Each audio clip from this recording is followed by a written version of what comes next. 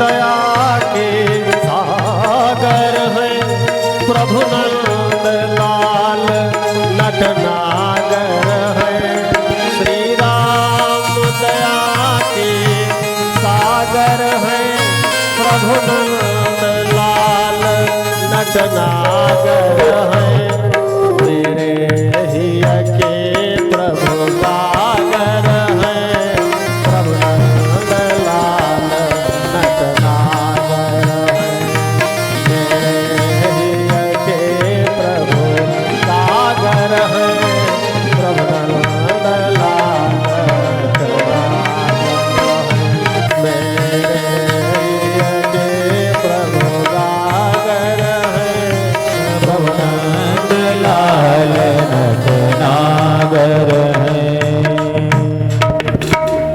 बोलिए भागवत भगवान की जय हो।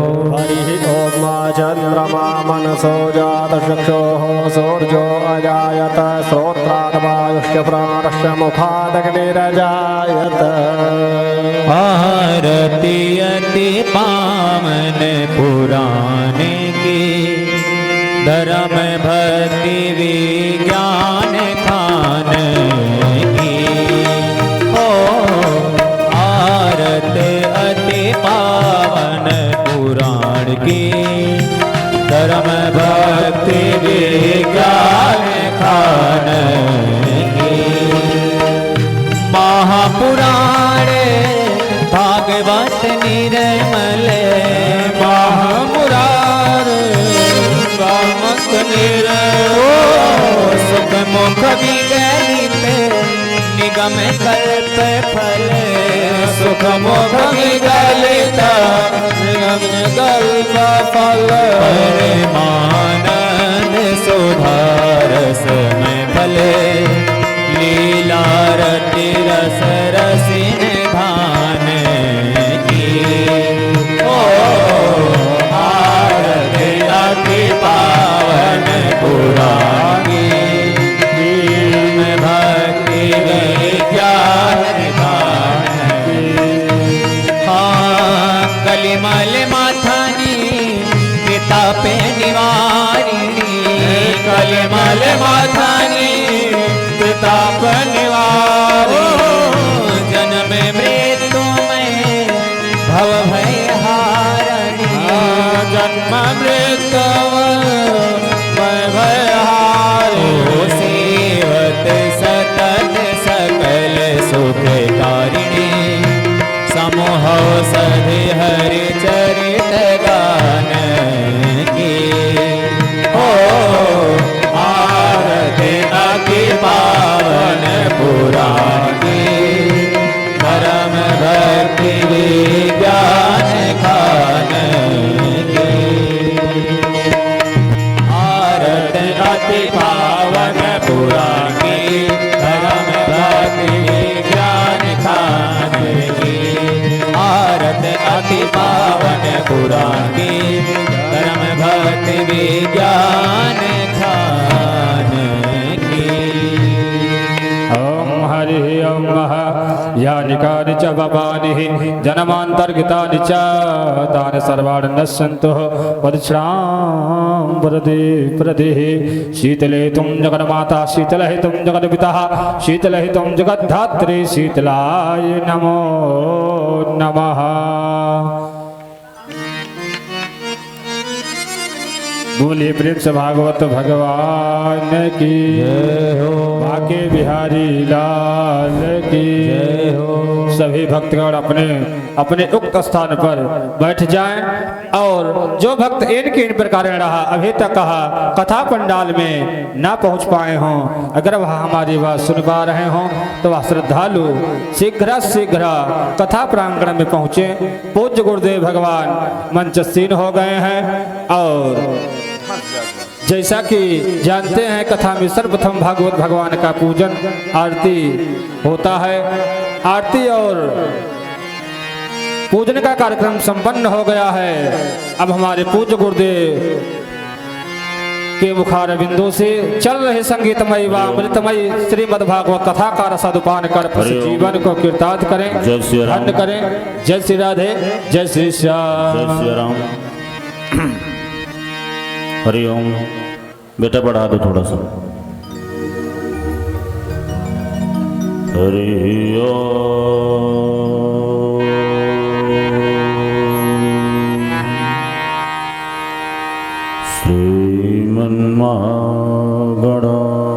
श्रीमन्महागणाधिपतये नमः। श्री सरस्वत्यै नमः। श्री गुरु चरण कमलेभ्यो नमः। नमः परमहंसाय स्वादित चरण चिन्मकरन्दाय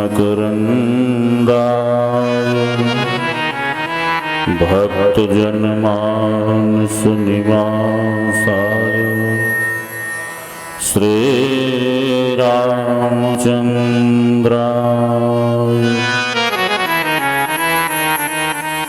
गिराय जलबीच सम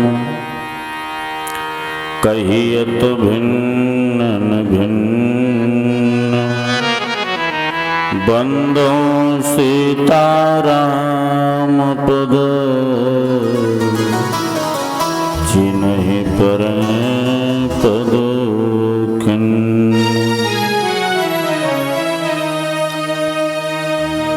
कृष्णाय वासुदेवाय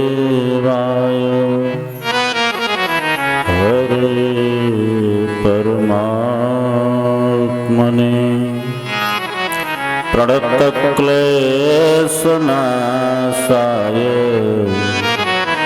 गोविन्दाय नमो नमः।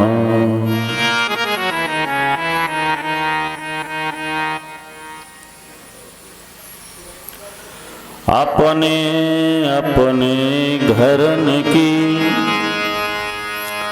सब काहू को पीर, ओ तो है भीर हर घरन की धन्य धन्य रघुवीर। आइए हनुमंत विराजिए कथा करूं मति अनुसार, प्रेम सहित गादी धरो श्री पवन पुत्र हनुमान। जय जय श्री राधा रमन जय जय नवल किशोर, जय गोपी चित चोर प्रभु जय जय माखन चोर। राधा मेरी स्वामिनी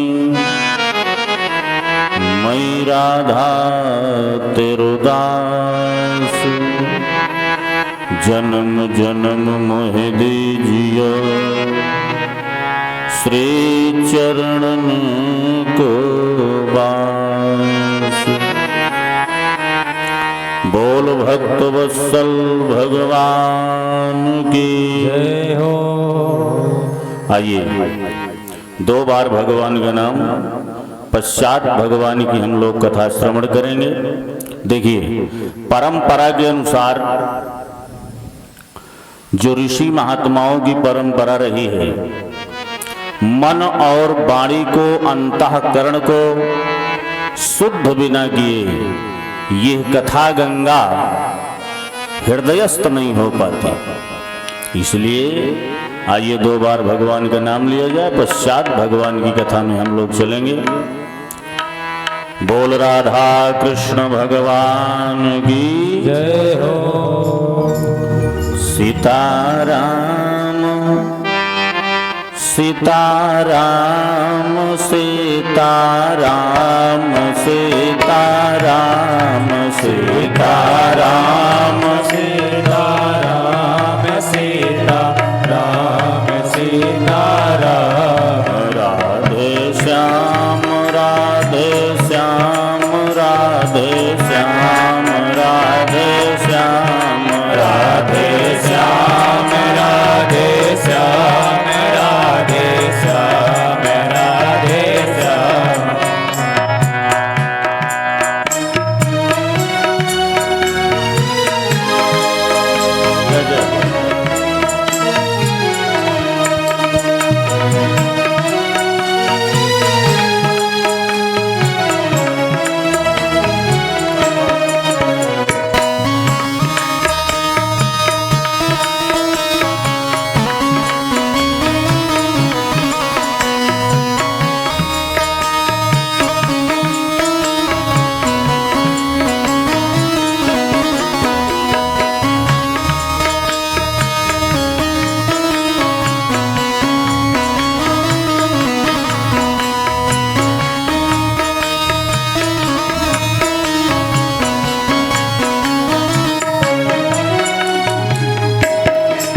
यह नाम बनाया प्रथम पूज्य गणपति जी को पल में।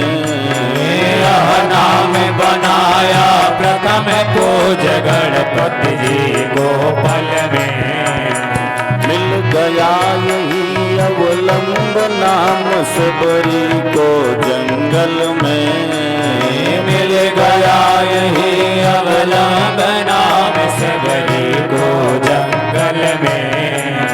लाखों का बेड़ा पार किया पहुँचाया हरि के धाम। सीताराम सीताराम सीताराम सीताराम राजा राम राजा राम राजा राम राजा राम राजा राम राजा राम राजा राम राजा राम। जय हो सभी लोग बोलिए। थोड़ा पहले बढ़ाइए भैया।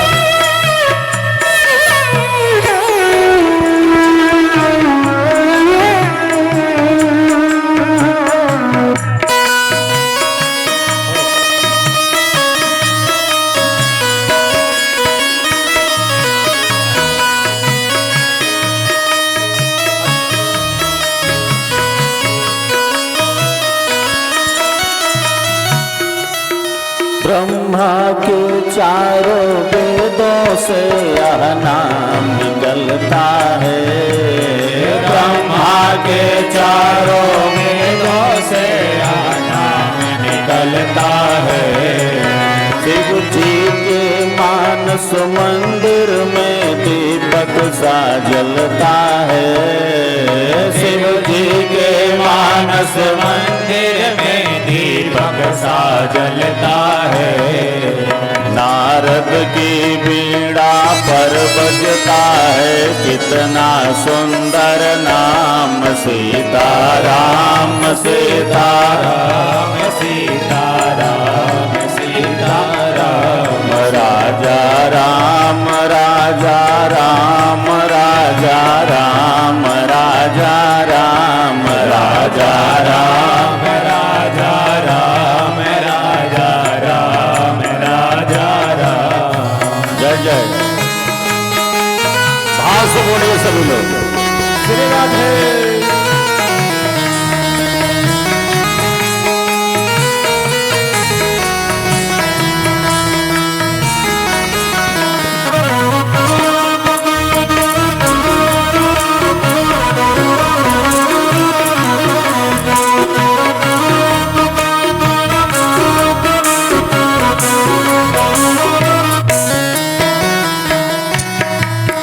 बजरंग बली के बल में इसकी महिमा भारी है।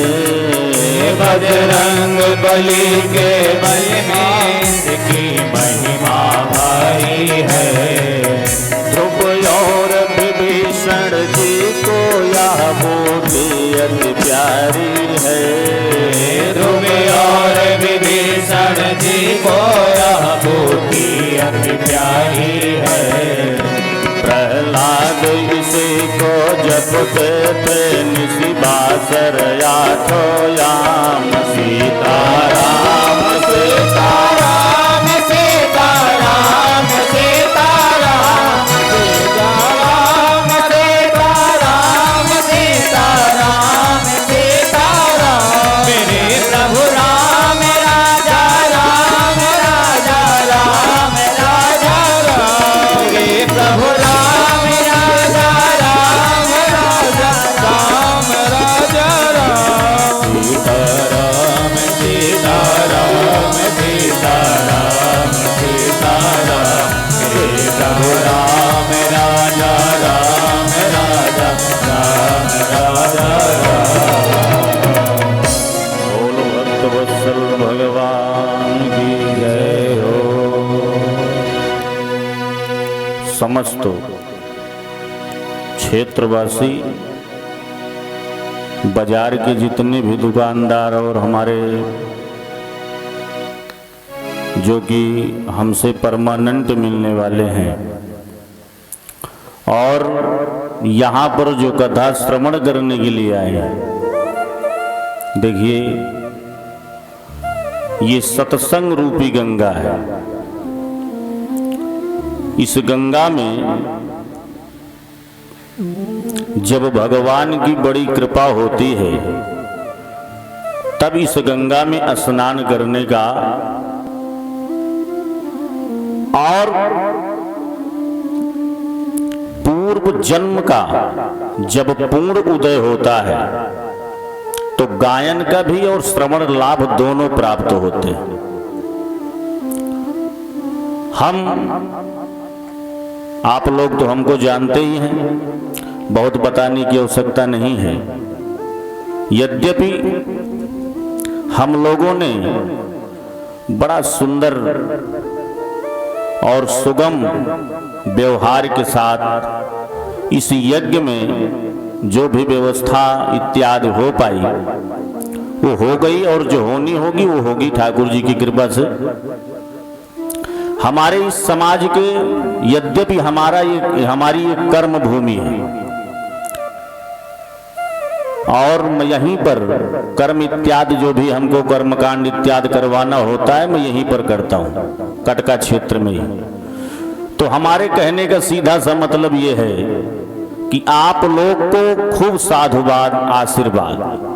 यद्यपि मैं सबको एक एक प्रणाम तो कर ही नहीं पाऊंगा कि उतर के सबको प्रणाम करूंगा, इसलिए यहीं से सिया राम मय सब जग जानी और करऊं प्रणाम जोरी जुग पानी।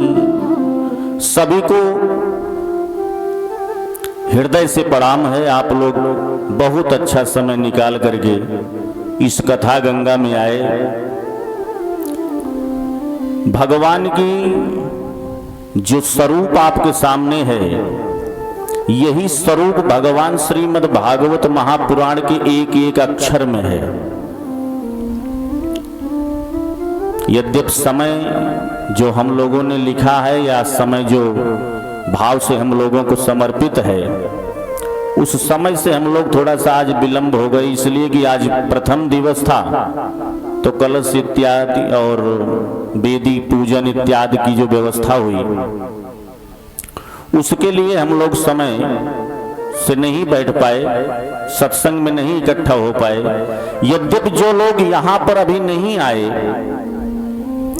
उनको पूरे हृदय से हाथ जोड़ करके विनती है कि आप लोग जहां तक मेरी आवाज जा रही है कुछ बिना सोचे बिना कुछ समझे इस कथा गंगा में आकर के अपने जीवन को धन्य करें, अपने जीवन को कृतार्थ करें और ठाकुर जी की इस महती गंगा में अवगाहन और स्नान करें।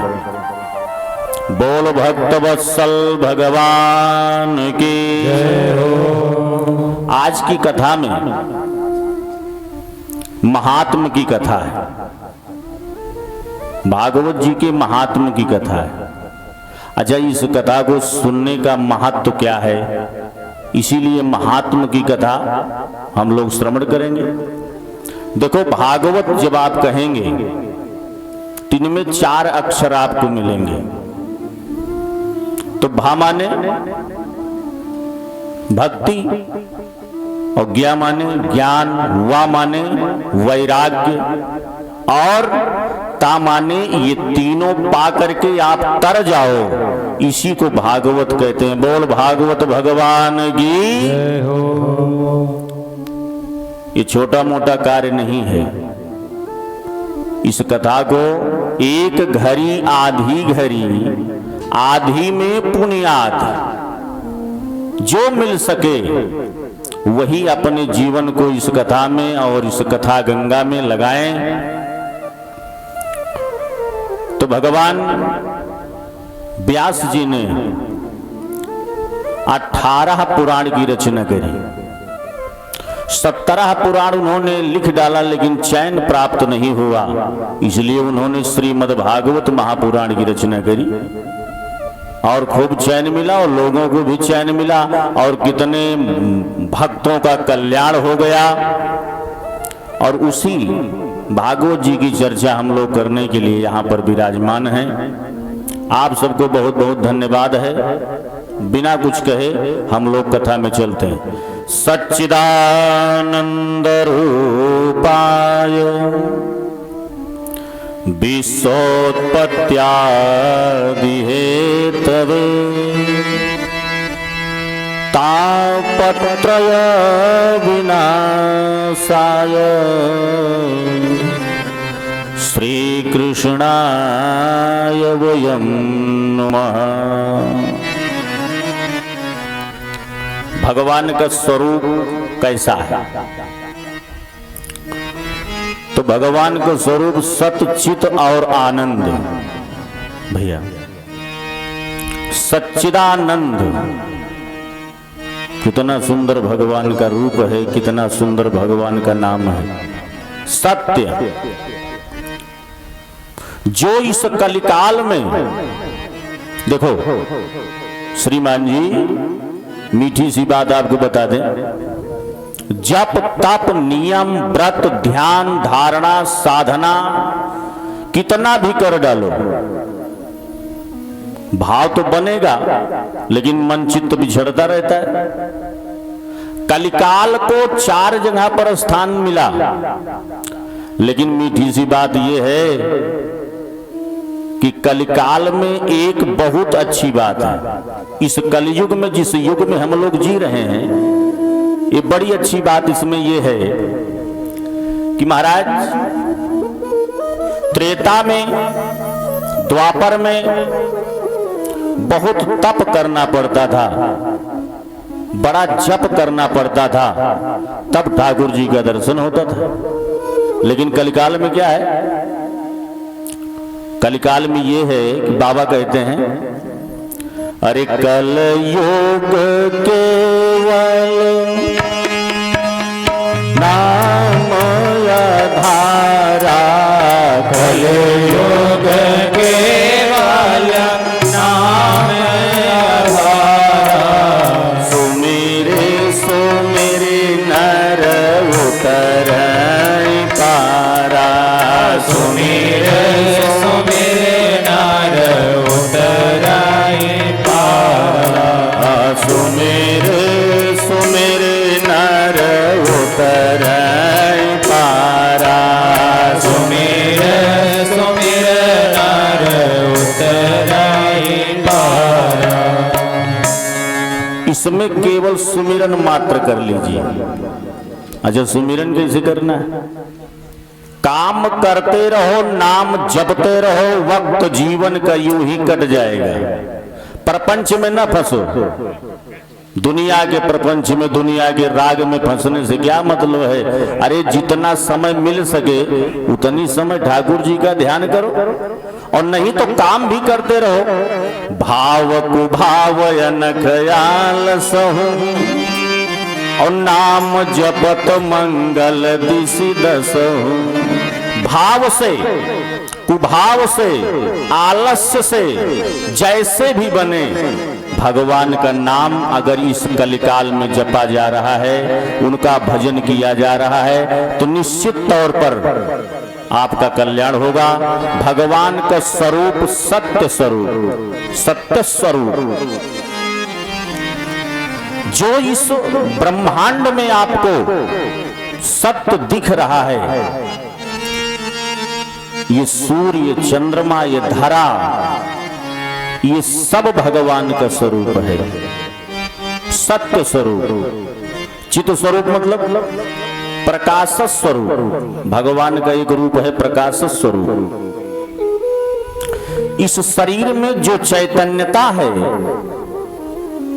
बढ़िया से हाथ चल रहे हैं, पैर चल रहे हैं, बाणी चल रही है, नेत्र देख रहे हैं, श्रवण सुख सुन रहे हैं, तो कहने का अभिप्राय ही इसमें जो प्रकाश है वही ठाकुर जी का रूप है, प्रकाश स्वरूप है। तो भगवान के दो रूप, एक सत्य रूप, एक चित रूप, सच्चिदानंद। अब आनंद स्वरूप भगवान का आप लोग विचार करिए, बड़े बुद्धिमान हो, पढ़े लिखे व्यक्ति हो, आनंद को उल्टा नहीं कर पाओगे। आनंद तो आनंद ही रहता है। भगवान का एक स्वरूप है आनंद, जो एक क्षण के लिए आपको आनंद प्राप्त होता है, वही भगवान का स्वरूप है। सच्चिदानंद रूपाय विश्वोत्पत्त्यादि हेतवे तापत्रय विनाशाय श्री कृष्णाय वयं नमः। और फिर उन्हीं के धाम पहुंच जाते। ये तीनों स्वरूप का जब हम अवलोकन, ध्यान और खूब बढ़िया से ठाकुर जी को भजन कीर्तन में रह करके इस जीवन में देखो, माँ के गर्भ जैसा दुख इस संसार में कोई नहीं है। और जब माँ के गर्भ में जीव रहता है तो ठाकुर जी से यही प्रार्थना करता रहता है कि इस गर्भ से हमको बाहर कर दो, बस आपका नाम जपूंगा, आपका नाम लूंगा, आपका संकीर्तन करूंगा, और जब तक जीवन रहेगा तब तक यही भाव बना रहेगा। लेकिन यह संसार का जीव जैसे इस धराधाम पर आता है, तैसे महाराज यह एक कार्य छोड़ करके और सारे कार्य करना शुरू कर देता है। एक काम केवल छोड़ देता है, भगवान का नाम लेना, भगवान से मित्रता करना, भगवान से प्रेम करना, भगवान की भक्ति करना, सब। और करते भी हैं, ऐसा नहीं है कि नहीं करते, करते हैं, लेकिन महाराज स्वार्थ से। हर जगह तो स्वार्थ छिपा रहता है। यहां देखो तो स्वार्थ, वहां देखो तो स्वार्थ। कहने का भाव हमारी ये है कि स्वार्थ लाग करें सब प्रीति, और सुर नर मुनि सब की रीति। स्वार्थ, बच्चा हमारा इंजीनियर बन जाए, हनुमान जी महाराज कृपा कर दो 5 किलो लड्डू चढ़ा। बताओ, हनुमान जी को 5 किलो लड्डू की जरूरत है? खैर, भगवान श्री हनुमान जी को यह पता नहीं कि आपके बालक को क्या चाहिए। तो भगवान की सेवा जो हम लोग करते हैं, वो महाराज अहेतु की भक्ति होनी चाहिए, जिसमें कोई हेतु न हो। अगर हेतु है तो बात बिगड़ जाएगी। अहेतु की भक्ति। भगवान श्री सूत जी महाराज स्वनकादिक 88,000 महात्माओं के साथ नैमिषारण्य क्षेत्र में एकत्र होकर के इस कथा को 88,000 महात्माओं को श्रवण करा रहे हैं। भगवान श्री सूत जी ने स्वनकादिक महात्माओं को भगवान के स्वरूप का व्याख्यान करते हुए भगवान के आनंद स्वरूप का, प्रकाश स्वरूप का और सत्य स्वरूप का खूब बढ़िया से व्याख्या किया, और स्वनकादिक महात्मा खूब आनंदित हो गए। भगवान श्री सूत जी ने स्वनकादिक महात्माओं से कहते हैं कि महाराज, एक बार श्री नारद जी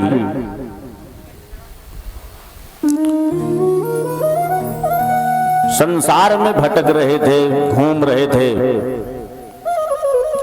देखो, आज का जो युग है, आज का जो समय चल रहा है, आधुनिक युग है ये, इसमें साधु बहुत जल्दी बन जाते हैं। साधु बनने में देर नहीं लगाते। अच्छा, खर्चा भी नहीं है साधु बनने में, कोई खर्चा नहीं। 200 रुपए का चला खरीद लो और चकाचक लाल वाला पहन लो, 30 रुपए का चंदन लगा लो, साधु हो जाओ। क्या इसमें खर्चा है? और 2-4-6 महीने छोड़ कर्म मत करवाओ, बाल वाल मत बनवाओ, बस यही और साधु बन गए। देखो, साधु बनने में जरा से कठिनाई नहीं है, साधु हो जाने में कठिनाई है। श्रीमान जी, हमारे कहने का मतलब एक है कि घरे घरे गुरुआ गोहरावे और गुरु मंत्र लई ले और तरे वरे हम जानित ना कुर्ता धोती दे। ऐसे साधु घूम रहे हैं। नारद जी विविध लोकों में भ्रमण करते रहे और जब धरती पर आए तो त्यागी जी के पास गए। लिखा है धर्म सम्राट श्री त्यागी जी महाराज। अब त्यागी जी के पास गए तो महाराज त्यागी जी के पास कोई त्यागेपन नहीं है। ब्रह्मचारी जी के पास जा रहे हैं तो 20 बच्चे खेल रहे हैं।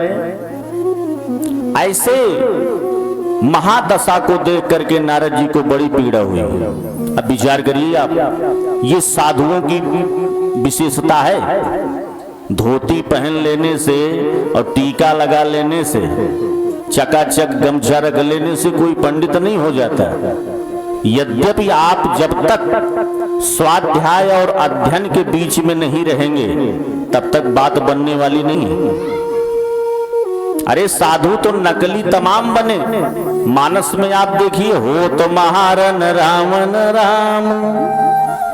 विचार करिए आप, ये काली नेम साधु नकली बना, परिणाम आप लोग जानते हो।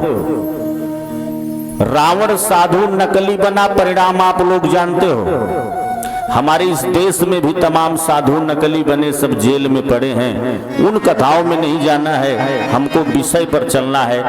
भगवान श्री सूत जी ने कहा, अरे महात्मा सुनो, नारद जी ऐसे तमाम संतों और महात्माओं के जो धर्मानिष्ठ और शंकराचार्य तमाम प्रकार के चांदी और स्वर्ण के सिंहासन पर विराजमान होकर के उपदेश कर रहे हैं। ऐसे लोगों को जब देखा नारद जी ने तो माथा पीट लिया, अरे राम राम, इनका कल्याण कैसे होगा।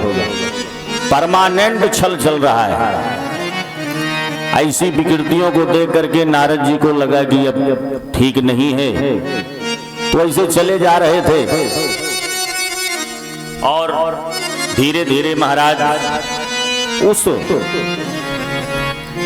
स्थान पर पहुंचते हैं जहां की हम लोग चर्चा 7 दिवस तक करते रहेंगे।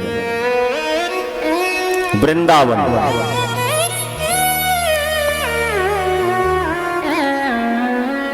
वृंदावन में नारद जी जब पहुंचते हैं, जब वृंदावन का मतलब क्या हुआ? वृंदावन का मतलब हुआ जहां पर तुलसी का वृक्ष हो। वृंदा के नाम की एक तुलसी होती है। होती क्या है? परमानेंट सबके अंगनों में लगी है और तुलसी बहुत ही जरूरी है अंगनों में लगाने की। कहीं भी लगाओ लेकिन तुलसी जरूरी है, उनको डेली प्रणाम। ये पौधा नहीं है, ये सनातन है। सनातन में महाराज, हमारे यहाँ सनातन में तो बहुत विचित्र व्यवस्था है। व्यवस्था क्या है? माताएं कम से कम 10 जगह पर जल डालती हैं सुबह। ये सनातन हमारा है। बीरबल और अकबर चले जा रहे थे। बीरबल तुलसी महारानी को देखते हैं तो हाथी से उतर जाते हैं और उतर करके प्रणाम तुलसी महारानी को करते हैं। अकबर ने कहा कि कौन है जिनको प्रणाम आप कर रहे हो? तो कहा ये हमारी माता जी हैं। तो अकबर ने कहा कि आप लोग भी हिंदू हो करके इस तरह से आप लोग करते हो, पौधे में माता जी को देखते हो। अब माता जी को मैं रहने नहीं दूंगा। और तुरंत महाराज अपने पीलवान से कहता है कि थोड़े से आगे बढ़ा करके हाथी से कहा कि बस सूंड में लपेट करके तुलसी महारानी को फेंक दिया। ये बात बीरबल को बहुत बुरी लगी। बीरबल ने कहा कि ये ठीक नहीं है, और आगे चलते हैं। गर्मी का महीना है, और गर्मी का महीना है महाराज, और सुंदर धूप बहुत जोर से खिली हुई है। आप लोग एक नाम जानते होंगे, क्यवाच।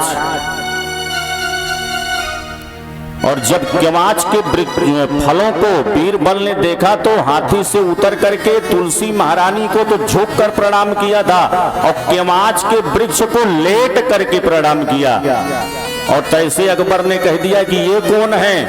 तो बीरबल ने कह दिया कि ये हमारे पिताजी हैं। तो अकबर ने कहा माताजी को तो हमने ठिकाने लगा दिया, तो पिताजी को ठिकाने लगा देते।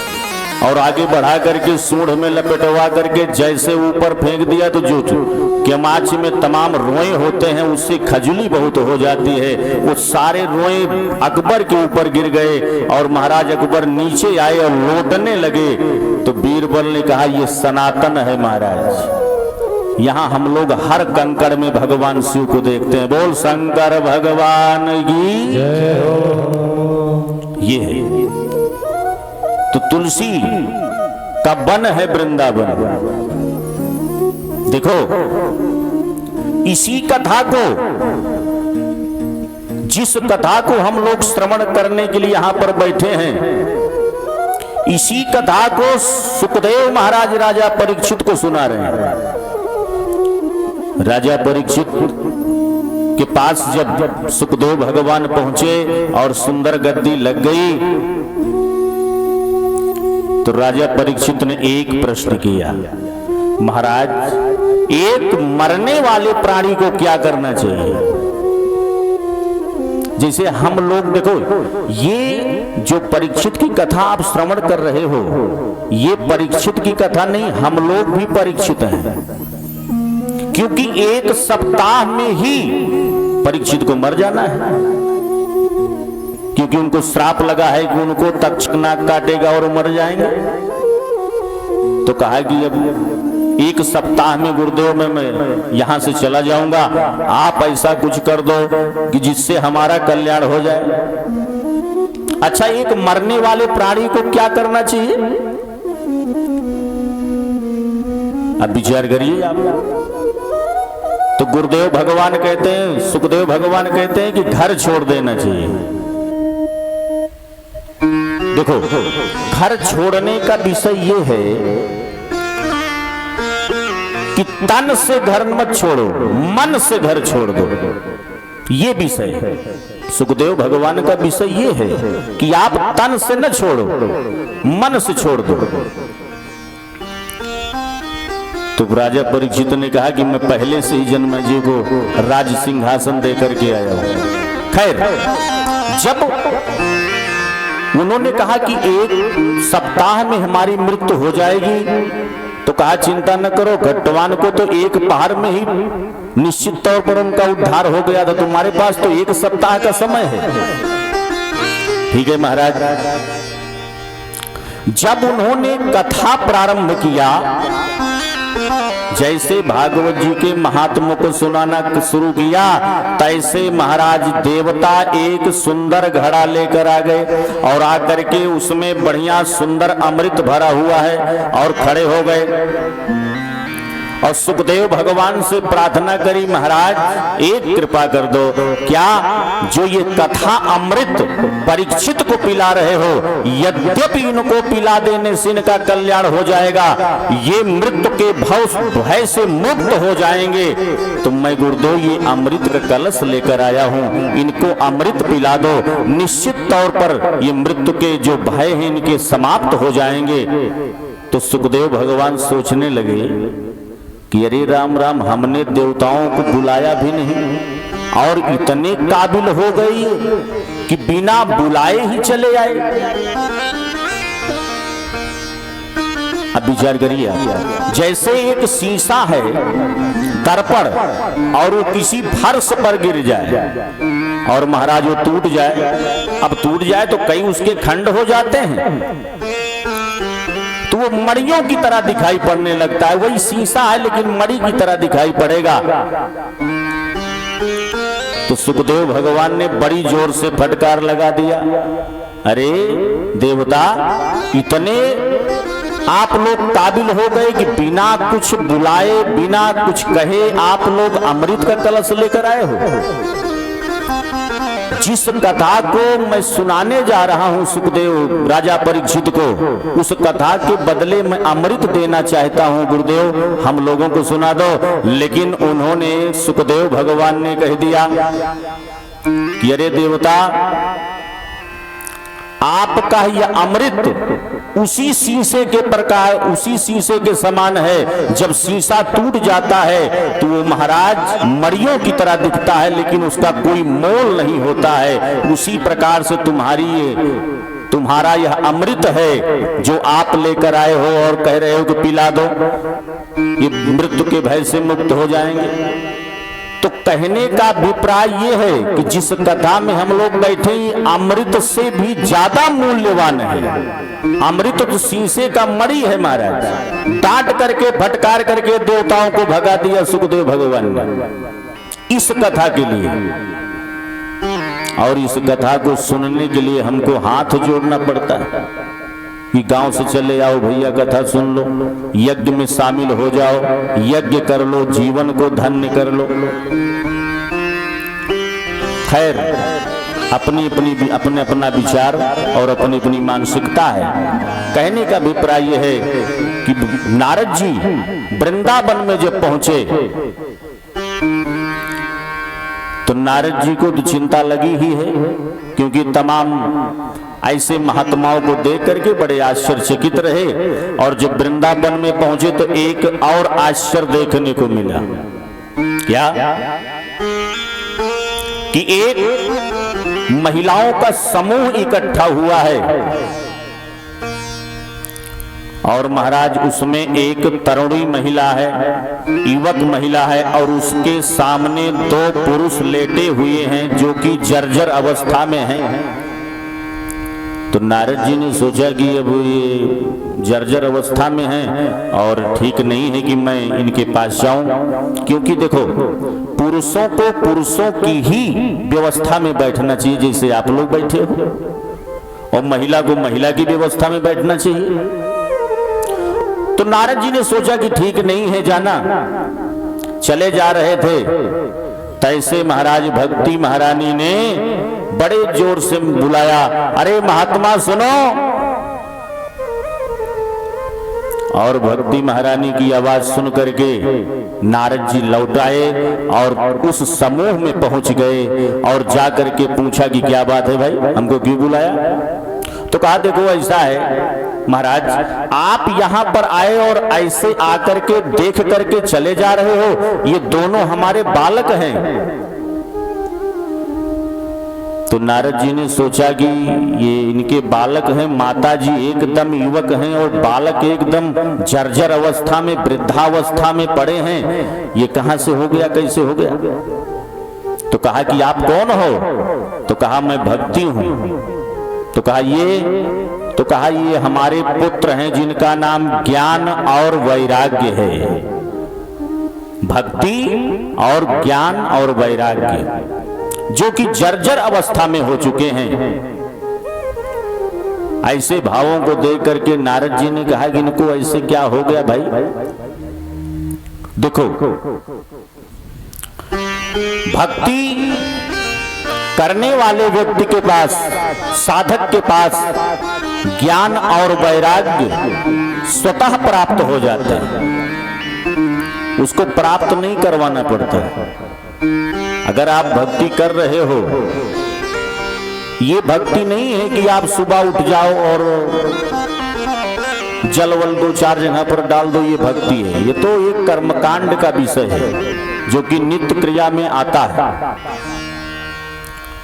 भक्ति यदि करना है तो गोस्वामी जी कह रहे हैं, अरे प्रथम भगति संतन करो संगा, प्रथम भगति संतन कर संगा, तो रति मम कथा प्रसंगा दूसर रति मम कथा प्रसंगा दूसर रति मम कथा प्रसंगा दूसर रति मम कथा प्रसंगा।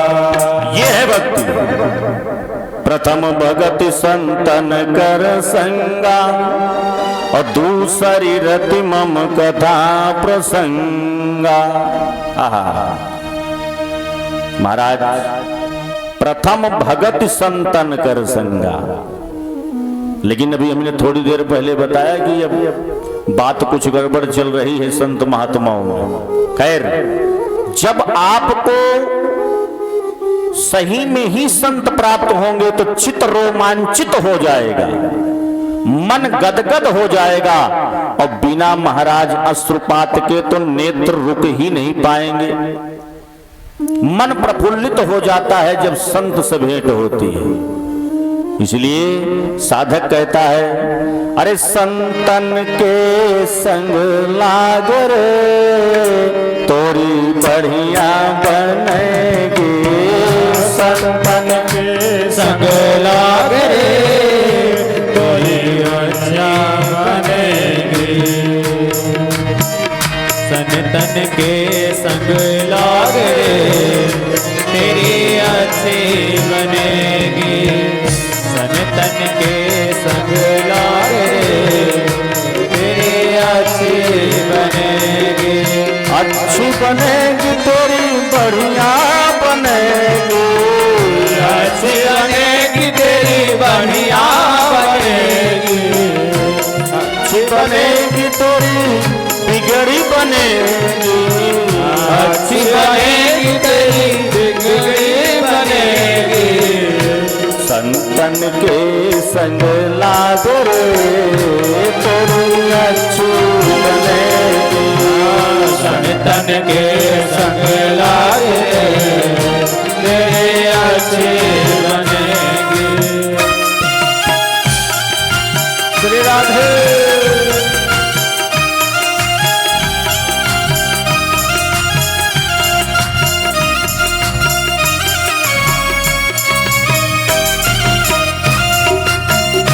तालियों का सहयोग करते रहें।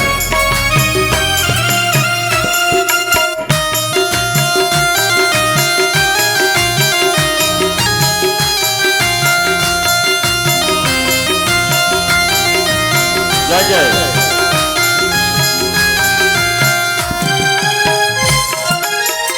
अच्छी बनेगी तोरी बढ़िया बनेगी। अच्छी बनेगी तेरी बढ़िया बनेगी। अरे राम चरण अनुराग रे तोरी अच्छी बनेगी। राम चरण अनुराग रे तेरी अच्छी बनेगी। संतन के संग लाग रे तोरी बढ़िया बनेगी। संतन के संग लाग रे तेरी अच्छी बनेगी। बोल भक्त वत्सल भगवान की। देखो, संतों का जब संग होगा तो निश्चित तौर पर कल्याण होगा। संत मिलेगा तो आपको भगवंत से मिला देगा, इसमें संशय नहीं है। लेकिन नकली वालों की बात नहीं कर रहे हैं, नकली संत की बात नहीं कर रहे हैं। असली संत जो कि ठाकुर जी की सेवा में निरंतर लगा हो, न धन से न परिवार से न कहीं से कुछ नहीं महाराज, केवल बस उसको सब कुछ वही दिखाई पड़े, जहां वो देखे वही दिखाई पड़े, तब जान लेना कि भाव बन गया है। और नारद जी को देखो, नारद जी की विशेषता जान लो। नारद जी महाराज कहीं भी जाते हैं, वो चाहे देवताओं के पास जाएं, वो चाहे राक्षसों के पास जाएं, ये दोनों जगह पर जाते हैं तो इनको निश्चित तौर पर सम्मान प्राप्त होता है, पहली विशेषता। दूसरी तो कहा कि जब ये हरे राम राम राम सीता राम राम राम। हरे राम राम राम सीता राम राम राम।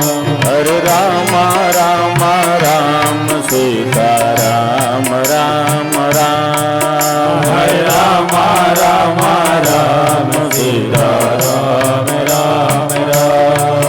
हरे राम राम राम सीता राम राम राम।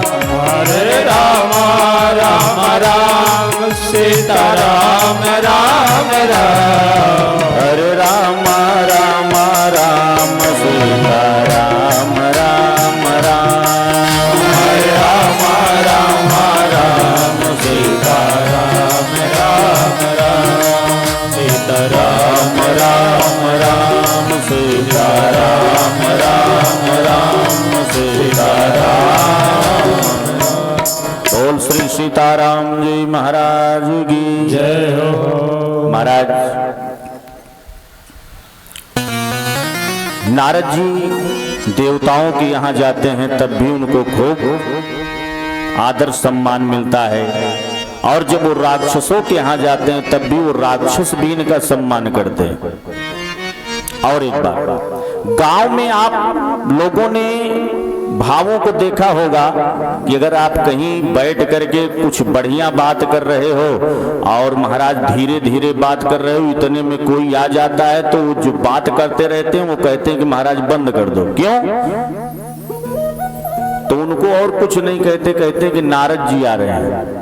अच्छा, उनके कहने का मतलब इतना सा है कि अभी ये बात ये सुन लेंगे तो उनसे जाकर बता देंगे। तो इनका मतलब ये है, इनसे यदि पूछा जाए कि श्रीमान जी आप क्या समझते हो कि नारद जी यही करते हैं, नारद जी को क्या समझते हो कि इधर की बात उधर करने वाले हैं? एक तुच्छ प्राणी को आप इस प्रकार से उपाधि दे देते हो कि ये नारद जी हैं। नारद जी क्या है? नारद जी नारायण के मन हैं। ये है नारद जी, ब्रह्म ज्ञानी संत हैं। भक्ति महारानी ने हाथ जोड़ लिया, महाराज कृपा करो हमारे दोनों बालक मरणासन स्थिति में हैं, जिनका नाम ज्ञान और वैराग्य है। भक्ति महारानी के बड़ी आग्रह पर नारद जी को मन बना कि चलो कुछ कर लेते हैं। तो गीता का पाठ किया, पुराणों का पाठ किया, और महाराज खूब पाठ सुनाया। कभी वो स्वस्थ हो जाते तो कभी फिर मूर्छित हो जाते, फिर गिर जाते, बात नहीं बनी। तो बस तैयार हो गई कि अब कुछ और करना होगा। तो चले जा रहे थे, बद्री विशाल उत्तराखंड पहुंच जाते हैं। वहां पर इनके भाइयों से भेंट होती है। नारद जी को जब उन सनकादिक ऋषियों ने देखा, जिनका नाम सनत सनंदन सनत कुमार है महाराज, ऐसे महात्मा छोटे छोटे स्वरूप में हैं, छोटे छोटे बालक के स्वरूप में हैं, और महाराज अवधूत संत की तरह महाराज सनकादिक ऋषियों ने जब देखा नारद जी को, तो नारद जी के मुखमंडल पर बहुत ही जैसे लगता था कि बड़े दुखी दिख रहे हैं। तो महात्माओं ने कहा कि भैया इतना दुखी क्यों हो?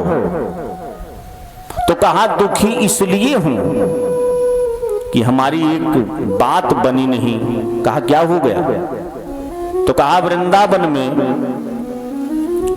भक्ति और ज्ञान वैराग्य पड़े हैं, स्वस्थ नहीं हो रहे हैं, और मैंने खूब यत्न किया, खूब मैंने गीता सुनाया, खूब उपनिषद सुनाया, खूब पुराणों को सुनाया, वेदों को सुनाया महाराज, लेकिन बात नहीं बनी। इसलिए मैं दुखी होकर के ऐसे ही विशेष कुछ कोई मिल जाता जिससे उनका उद्धार हो जाए, जिससे उनका कल्याण हो जाए और वो स्वस्थ हो जाए। तो सनकादिक महात्माओं ने कहा चिंता न करो भैया, एक उपाय है। उपाय कौन सा है? तो कहा उपाय ये है कि आप श्रीमद् भागवत महापुराण का आयोजन करिए, सप्ताह सप्ताह ज्ञान यज्ञ बैठाइए और निश्चित तौर पर उन भक्ति ज्ञान वैराग्य का कल्याण हो जाएगा। तो नारद जी ने हाथ जोड़ लिया कि महाराज आपसे अच्छा वक्ता कोई नहीं मिलेगा, आप ही सुना दीजिए। लेकिन उसके पहले हमारे पिता ब्रह्मा जी ने हमको यह कथा श्रवण करा चुके हैं, मैंने पुराणों को सुना हुआ है। निगम कल्पतरोर गलितम फलम, विचार करिए आप, जो निगम है, जो वेद है, निगम कल्पतरोर गलितम फलम, जो निगम मतलब वेद हैं, उपनिषद हैं, शास्त्र हैं। अच्छा ये बताओ कि आम के वृक्ष इसमें इस समय फल बड़ा सुंदर सुंदर आया है और ये कुछ दिनों के बाद पक जाएगा, और जब पक जाएगा तो गिर जाएगा।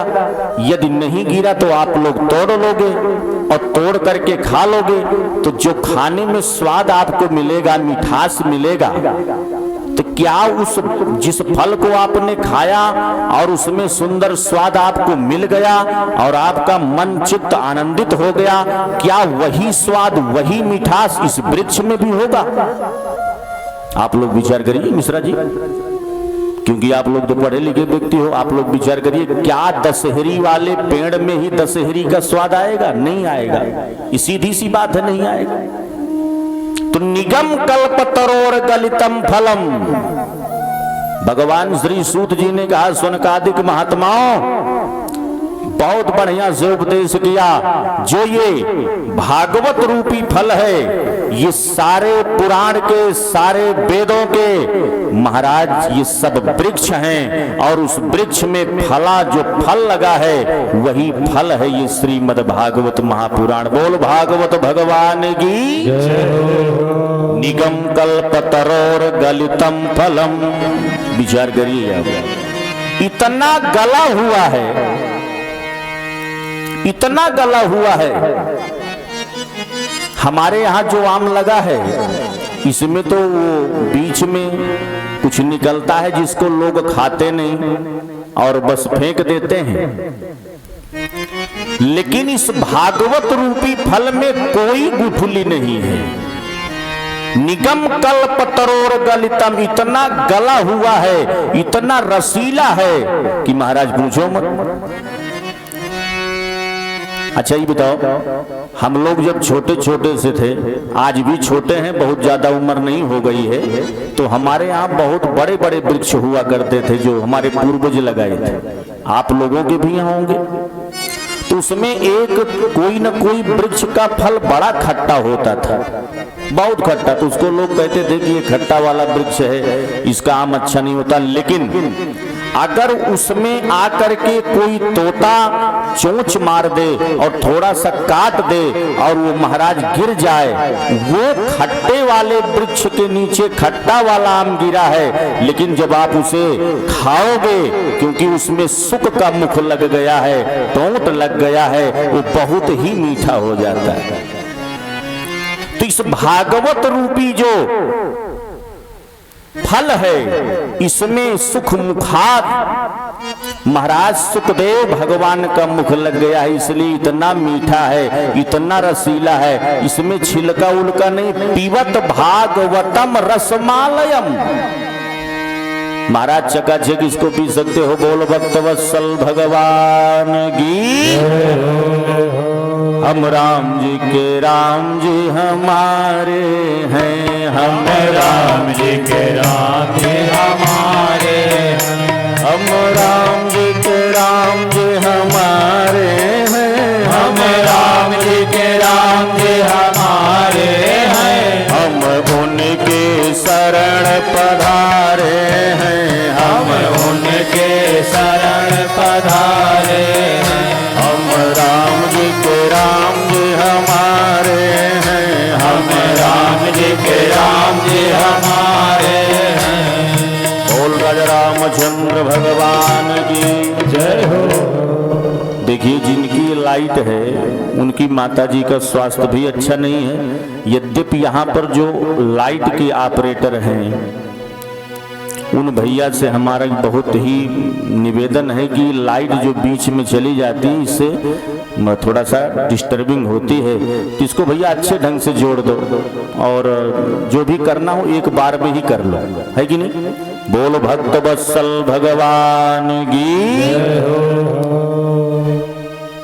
पीवत भागवतम रसमालयम। महाराज फल तो खाए जाते हैं, लेकिन ये पीवत भागवतम ये पीने वाला है, खूब बढ़िया से इसको पी लो, हजम भी हो जाता है। इतना बढ़िया ये फल है जिसमें जिसको सुखदेव महाराज ने खूब बढ़िया से आनंदित कर दिया है। भगवान श्री सूत जी ने कहा उस ही उत्तराखंड में बद्री विशाल के स्थान से उतर करके नीचे आते हैं और आकर के आनंद तट पर, ये आनंद तट कहाँ है? हरिद्वार में। हरिद्वार में आनंद तट पर बालू के रेती पर खूब बढ़िया से गद्दी लगा करके चारों कुमार बैठ जाते और नारद जी श्रोता बन जाते हैं। और जब प्रारंभ किया कथा को सनकादिकों ने, तो महाराज जितने भी संत महात्मा परमहंस जो ध्यानस्थ थे सबका ध्यान टूट जाता है और सब भागते हुए आनंद तट की तरफ चलते हैं। और गृहस्थी विरक्ति जो भी थे सब महाराज चकाचक पहुंच करके भगवान की सुंदर कथा श्रवण कर रहे थे। एक आध दिन 2 दिन कथा बीत गई। यहां नारद जी आनंद तट पर भक्ति और ज्ञान के लिए, भक्ति ज्ञान और वैराग्य के स्वस्थ के लिए यह कथा गंगा का अनुष्ठान श्री हरिद्वार में किया।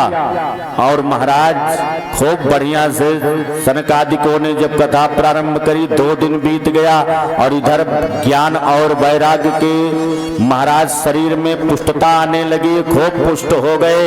और महाराज कथा विश्राम ही होने वाली थी, इतने में महाराज ताथा थैया करके भक्ति महारानी कथा के बीच में ही प्रकट हो जाती हैं। बोल भक्त वत्सल भगवान की जय, भक्ति महारानी की जय हो। और प्रकट हो करके ताता थैया करके नाचने लगती हैं और कहने लगती हैं श्री कृष्ण गोविंद हरे मुरारे, हे नाथ नारायण वासुदेव। श्री कृष्ण गोविंद हरे मुरारी, हे नाथ नारायण वासुदेव। हे नाथ नारायण वासुदेव, हे नाथ वासुदेवा, हे नाथ नारायण वासुदेवा, हे नाथ नारायण वासुदेवा। हे लक्ष्मी नारायण वासुदेवा, हे लक्ष्मी नारायण वासुदेवा। श्री कृष्ण गोविंद हरे मुरारे, हे नाथ नारायण वासुदेवा। श्री कृष्ण गोविंद हरे मुरारे, हे नाथ नारायण वासुदेवा। हे नाथ नारायण वासुदेवा, हे नाथ नारायण वासुदेवा। बोल भक्त वत्सल भगवान की जय हो। भक्ति महारानी उसी कथा प्रांगण में प्रकट हो जाती हैं। भक्ति और ज्ञान वैराग्य स्वस्थ हो जाते हैं। मैंने जब ये कथा शुरू किया शुरू में, तो आप लोगों को हमने महात्मा ये भागवत जी में जो आप लोग देखते हो पुस्तक के ऊपर लिखा है श्रीमद् भागवत है, तो भा माने भक्ति, ज्ञा माने ज्ञान, वा माने वैराग्य और ता माने तर जाना। तो भक्ति और ज्ञान और वैराग्य तीनों ये आपको मिलते हैं। और महाराज आपको जब यह तीनों प्राप्त हो जाता है तो इस धराधाम से श्री ठाकुर जी का धाम प्राप्त हो जाता है। बोल श्रीमन नारायण भगवान की जय हो। ये है भागवत। भगवान श्री सूत जी ने कहा, सुनकादिक महात्माओं, भक्ति और ज्ञान वैराग्य का कल्याण हुआ भागवत जी से। और महाराज सुनकादिक महात्माओं ने सूत जी महाराज से प्रश्न किया, महाराज ये बताओ, भक्ति के बच्चों का कल्याण तो हुआ ज्ञान वैराग्य का कथा श्रवण से, लेकिन महाराज कोई ऐसी कथा श्रवण कराइए जो कि महापापी हो, महाखली हो, महादुष्ट हो। तो श्री सूत जी ने एक कथा और श्रवण कराई। ये महात्मा की कथा है, कर्नाटक की ये कथा है, जहां पर एक नदी बहती है जिसका नाम है तुंगभद्रा। तुंगभद्रा नदी के पास में ही एक ग्राम है और उस ग्राम में एक पंडित जी रहते हैं जिनका नाम आत्मदेव शास्त्री है। ठाकुर जी की कृपा से कर्मकांड करने से बहुत धन प्राप्त होता है और खूब चकाचक व्यवस्था चल रही है, कोई तकलीफ नहीं है, खूब आनंद है। लेकिन महाराज एक बात से दुखी रहते हैं, कमाते खूब हैं, खूब बढ़िया से मकान दुकान बना लिया है, लेकिन महाराज एक तकलीफ उनको परमानेंट आत्मदेव को रहती है, वो किसी से कहते नहीं।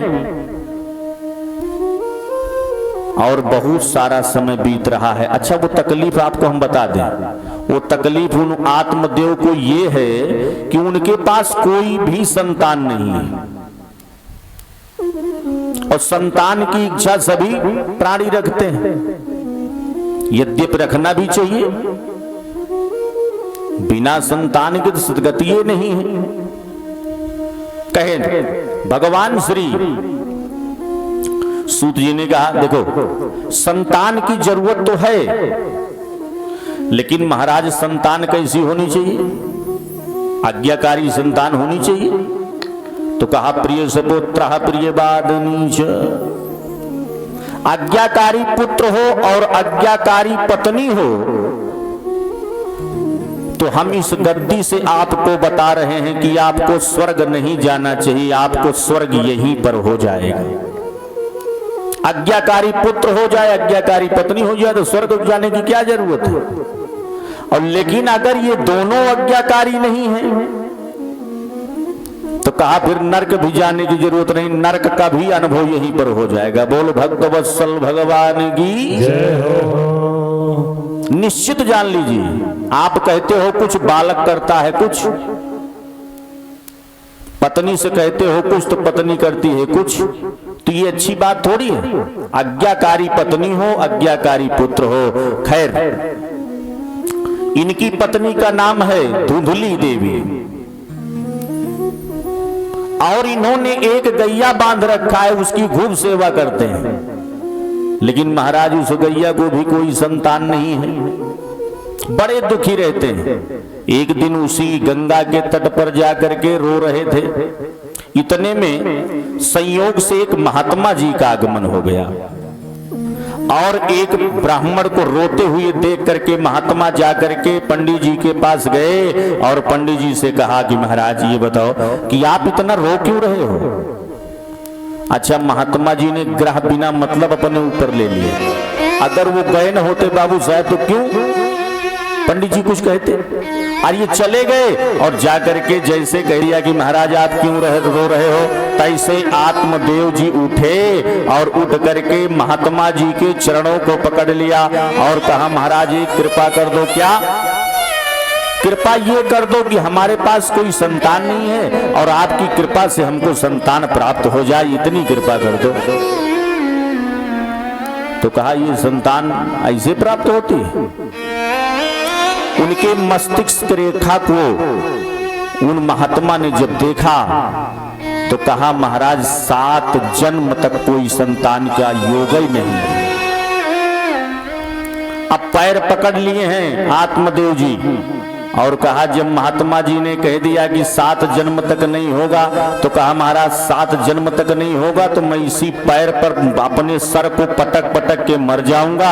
और महाराज जब 7 जन्म तक संतानें नहीं होनी है तो फिर घर जाने से क्या मतलब। तो महात्मा ने सोचा कि अरे राम राम झूठा ही एक मुसीबत हमने ले लिया। अच्छा संत सरल होते हैं। संत ने उन महात्माओं ने सोचा कि अगर यह ब्राह्मण हमारे चरणों में सर को पटक पटक के मर जाएगा तो हमको ब्रह्म हत्या लग जाएगी, और इस हत्या से और इस पाप से मैं बच जाऊं। तो बस भगवान का नाम लिया और झोली से एक आम निकाला और निकाल करके आत्मदेव जी को दे दिया। आत्मदेव जी से कहा कि ले जा करके अपनी पत्नी को खिला देना, निश्चित तौर पर उनको संतान होगी। और तैसे ही आत्मदेव जी ने पैर छोड़ करके खूब बढ़िया से प्रसन्न होकर के घर गए। और घर जाकर के महाराज अपनी पत्नी को बुला रहे, देवी सुनो। धुंधली महारानी आ गई। क्या बात है, आज बड़े प्रसन्न दिख रहे हो, हमें लगता है कि कुछ ज्यादा कमा लिए हो। कथा वथा में बोल राधा कृष्ण भगवान की जय हो। धुंधली महारानी आ गई और धुंधली महारानी ने विनोद कर दिया। लेकिन पंडित जी कह रहे हैं कि देवी ऐसा है कि आज तो मैंने कथा बांची नहीं, कोई पैसा कमाया नहीं, लेकिन मैं एक बात बता रहा हूँ, ये मैं प्रसाद कुछ लेकर आया हूँ। इस प्रसाद को जब आप खाओगी तो निश्चित तौर पर भगवान हमको संतान और पुत्र की प्राप्ति होगी। तो कहा तुम भी वही बात करते हो, कभी उन पंडित जी से तो कभी उनसे, तमाम बच्चे के लिए सब क्या करते हो। भगवान ने लिखा नहीं हो रहा है तो छोड़ो जाने दो। अरे नहीं देवी, इस प्रसाद को खाना है। अच्छा गंभीर होकर के जब आत्मदेव जी ने कहा तो धुंधली के मन में आ गया कि हमें लगता है कि इस प्रसाद में जरूर कुछ न कुछ है। अच्छा ये कह करके तो अपने कर्मकांड के लिए चले गए। लेकिन धुंधली महारानी उस प्रसाद को लेकर के गांव में चली जाती हैं। गांव में जाकर के देखो माताओं में कुछ एकाध विशेषता अलग से होती है। विशेषता बता रहा हूं, माताओं में अलग से कुछ विशेषता होती है। तो कहा कौन सी विशेषता है। तो कहा कि देखो ये स्वस्थ हैं, ठीक हैं, भोजन ये करती हैं, भोजन हम लोग भी करते हैं। यद्यपि हम लोगों का भोजन भी पचता है, इनका भी भोजन पच जाता है।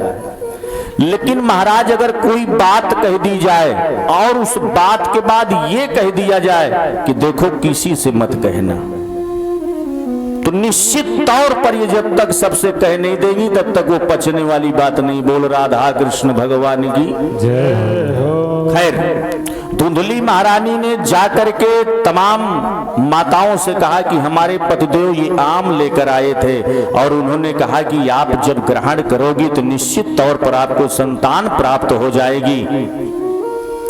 तो कहा कि ठीक तो है, आपके पतिदेव ने जब बहुत बढ़िया कार्य किया है, महात्मा से प्रसाद मिला है तो खाओ भगवान का नाम लेकर के।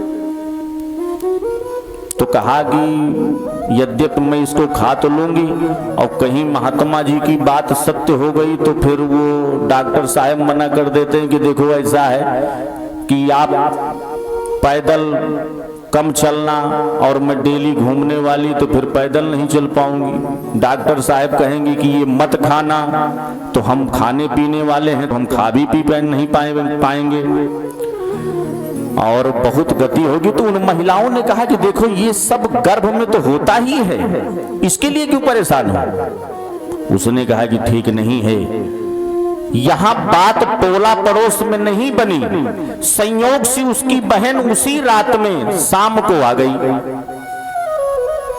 और अपने बहन से सारी बात धुंधली ने बता दिया।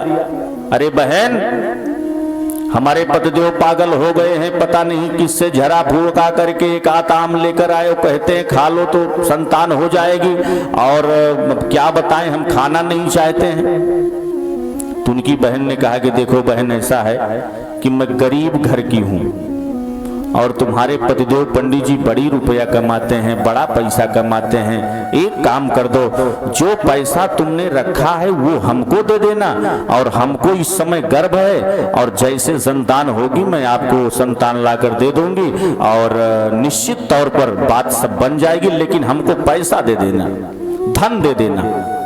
उसकी बहन धुंधली ने कहा कि ये तो बड़ा अच्छा उपाय है, पंडित जी इतने खुश हैं, इतने खुश हैं कि वो उसको जानवान नहीं पाएंगे, नाटक बना लो बस।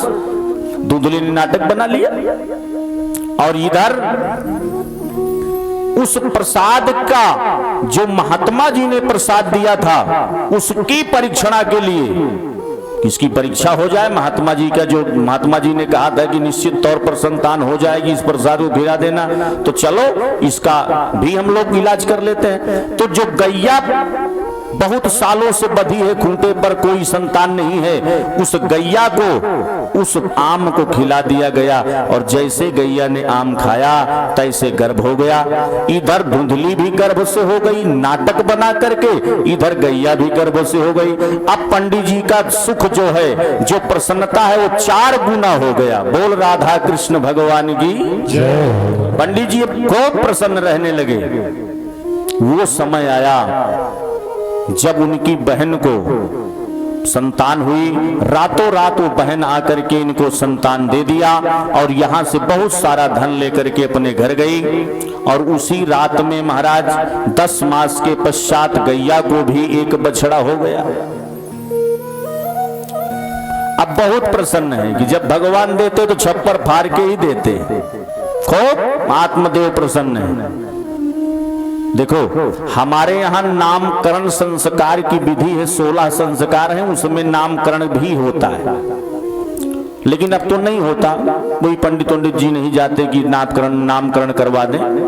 यद्यपि यजमान भी नहीं बुलाते कि हमारे बच्चे का आकर नामकरण कर दीजिए, तो फिर पंडित जी काहे के लिए जाए। जथा नामे तथा गुणे हो जाता है, गुण भी उसी प्रकार से हो जाता है जैसा नाम होता है। महाराज हमारे यहां पहले रमेश, दिनेश, सुरेश, महेश, घनश्याम, राधेश्याम, श्री राम, जय राम ऐसे नाम हुआ करते थे। अब डब्बू ये नाम है। कोई 80 साल का वृद्ध हो, वयोवृद्ध हो, और शुरू से उसको डब्बू लोग कहते हो, और उतनी उम्र का हो गया हो उसको डब्बू कहकर बुलाओ, कैसा लगेगा?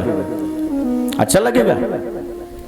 खैर, अपने बच्चों का नाम अपने भगवान से, ठाकुर जी के नाम से, राजा राम के नाम से ही रखें। जथा नामे तथा गुणे, आगे हम लोग कथा सुनेंगे नाम की महिमा।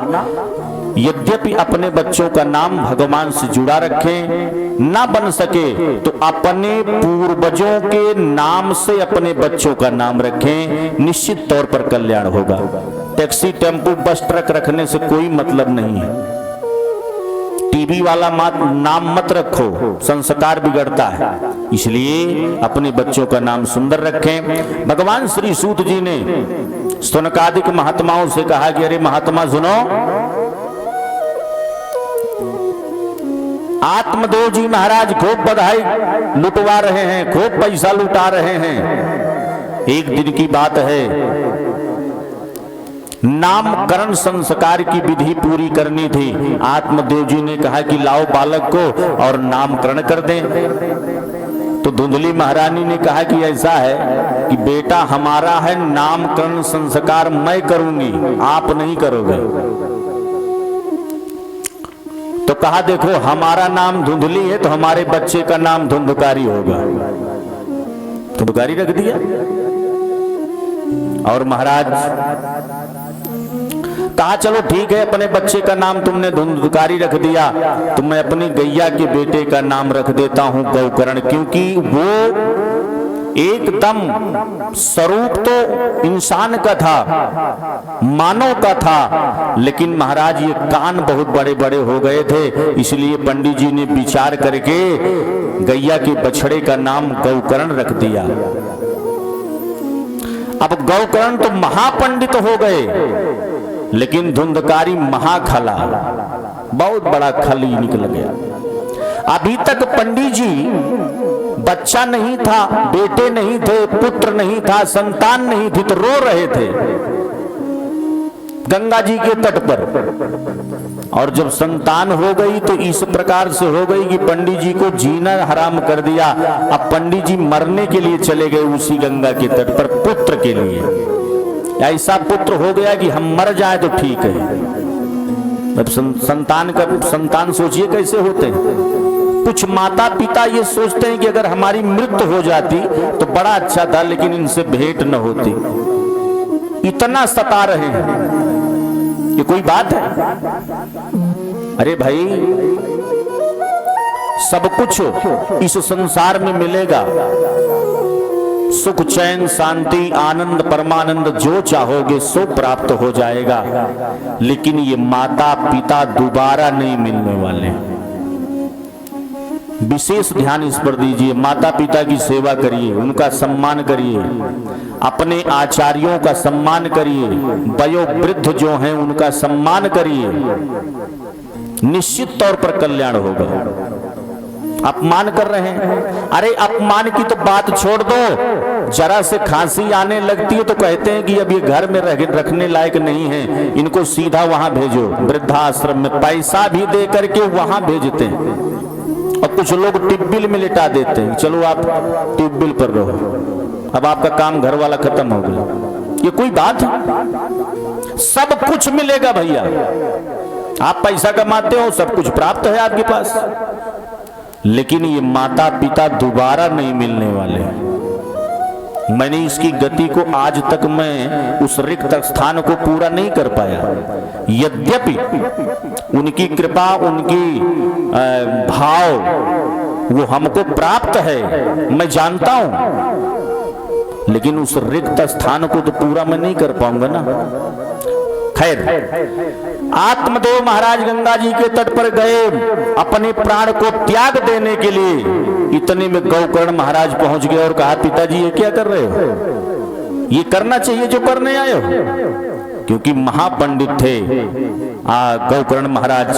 और गौकर्ण महाराज ने सुंदर उपदेश दे करके अपने पिताजी से कहा कि पिताजी कुछ मत करो और खूब बढ़िया से भाव से माला ले लो, और माला लेकर के खूब आनंद के साथ अपने जीवन को बिताइए। आइए 2 बार भगवान का नाम। जो सुमिरनी, हाँ जो सुमिरनी संभाल कर बैठे, हाँ बैठे, दया उन पर दयालु कर बैठे, दया उन पर दयालु कर बैठे, दया उन पर दयालु कर बैठे, दया उन पर दयालु कर बैठे, जो सुमिरनी संभाल कर बैठे, जो सुमिरनी संभाल कर बैठे, दया उन पर दयालु कर बैठे, दया उन पर दयालु कर बैठे, अपन जीवन संभाल कर बैठे, अपने जीवन संभाल कर बैठे, दया उन पर दयालु कर बैठे, दया उन पर दयालु कर बैठे, जो सुमिरनी, जो सुमिरनी, जो सुमिरनी संभाल कर बैठे, जो सुमिरनी संभाल कर बैठे, दया उन पर दयालु कर बैठे, दया उन पर दयालु कर बैठे, दया उन पर दयालु कर बैठे, दया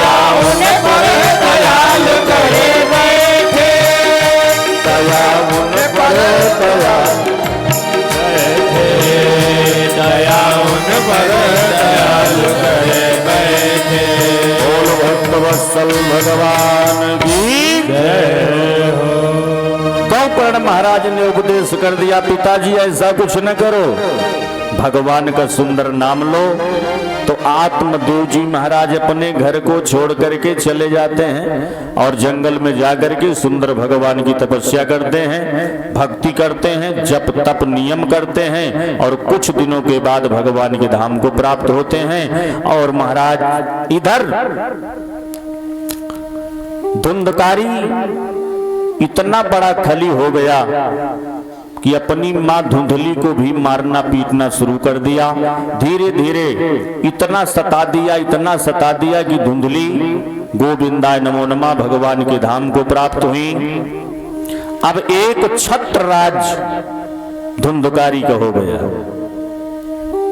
गौकर्ण महाराज के कानों को पकड़ पकड़ करके खींचना शुरू कर दिया, सताना शुरू कर दिया। तो गौकर्ण महाराज ने भी घर को छोड़ दिया, चले गए। और महाराज सत्संग से दूर हो गया। ये पंडित जी के लड़के की बात है। विचार करिए, इतने विद्वान आदमी थे बेचारे, लेकिन ऐसे संतान को पा करके बेचारे क्या क्या इनकी गति नहीं हुई, कितने दुख इनको झेलने पड़े। और वह धुंधकारी वेश्याओं से विवाह करता है और महाराज वेश्याओं को लाकर घर में बैठाता है। जो पंडित जी ने कमा करके खूब बढ़िया से धन बना लिया था, उस धन को तो कुछ दिन तक खिलाया, कुछ दिन तक पिलाया, खूब आनंद हुआ।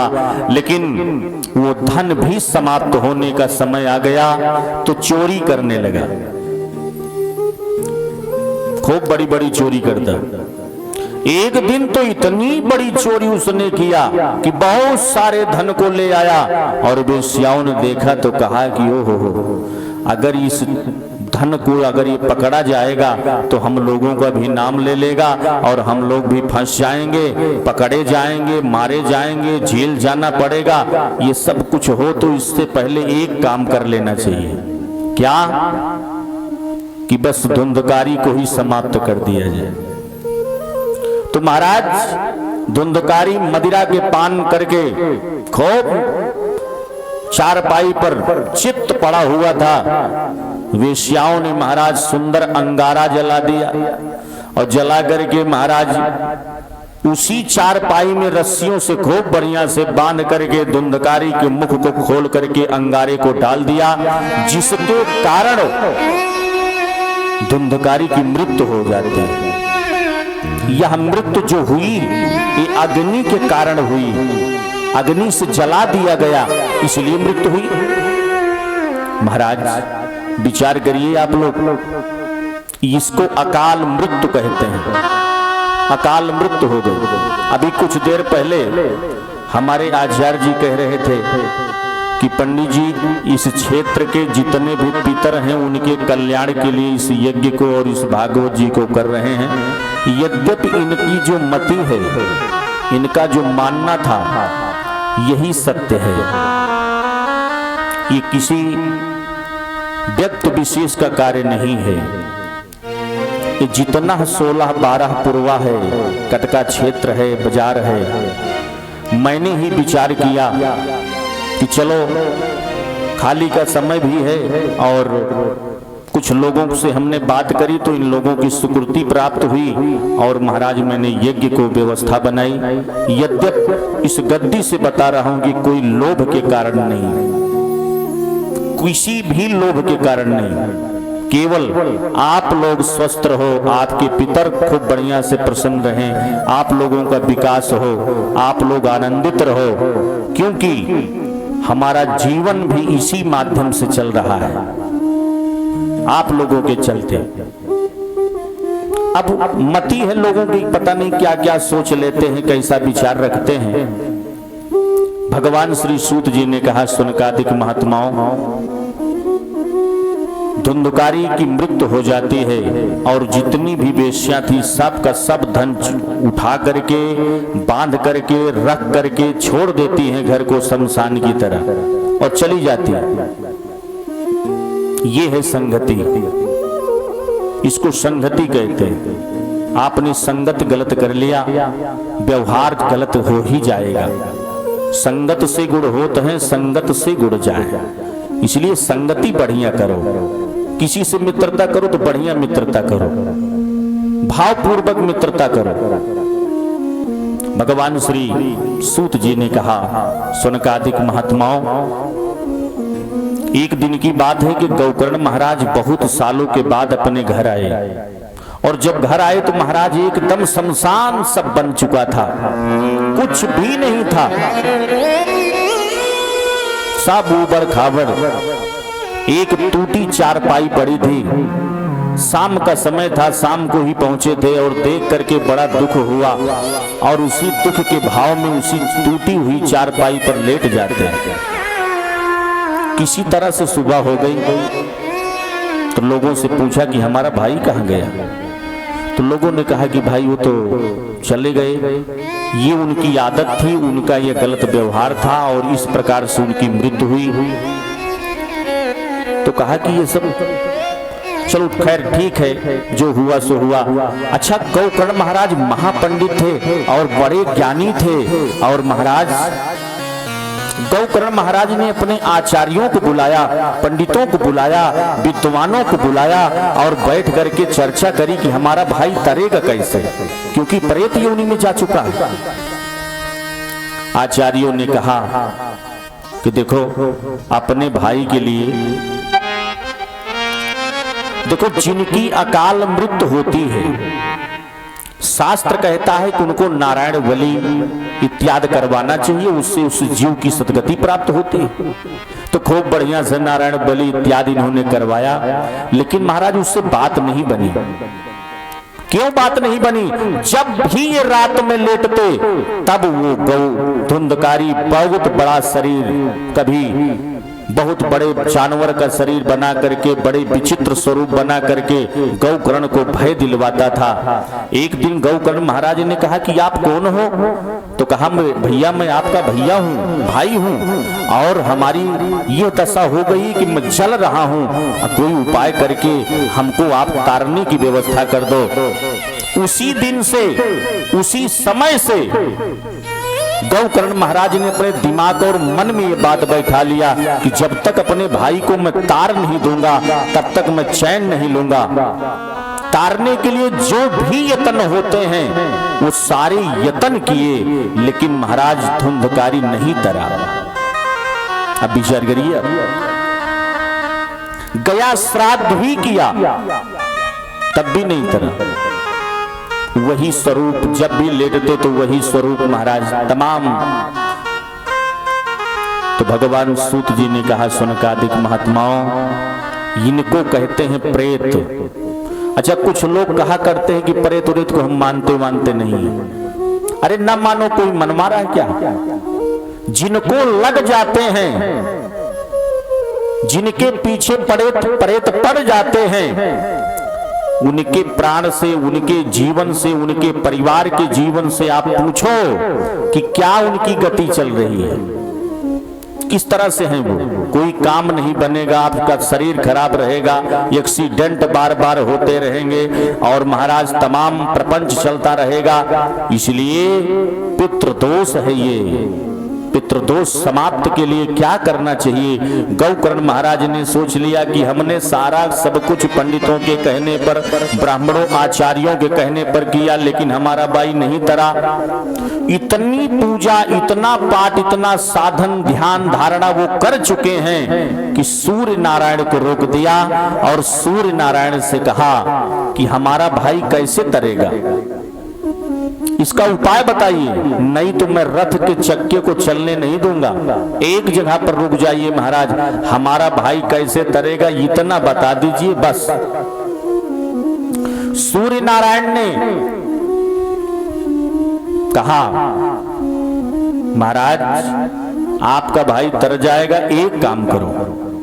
क्या काम? ये करना है श्रीमद् भागवत महापुराण सप्ताह ज्ञान यज्ञ को बैठाओ और सुंदर भाव के साथ अपने भाई को श्रवण करा दो, तुम्हारा भाई तर जाएगा।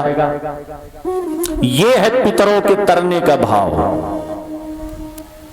श्रीमद् भागवत महापुराण सप्ताह ज्ञान यज्ञ का अनुष्ठान श्री गौकर्ण महाराज ने किया और करके महाराज चकाचक अपने भाई को प्रथम दिन की कथा में 7 गांठ की एक सुंदर बांस का लगा दिया जाता है, जिसमें 7 गांठ होते हैं।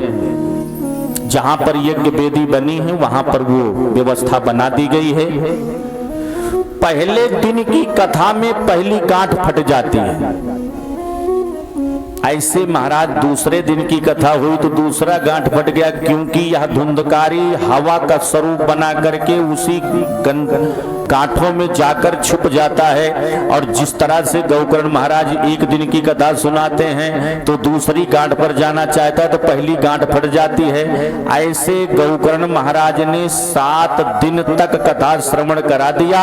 7 गांठें बांस की फट जाती हैं और सुंदर स्वरूप का एक बढ़िया सुंदर सजा हुआ आनंदित भाव से बना करके एक आनंद के साथ एक महापुरुष का प्रागट्य होता है। भगवान श्री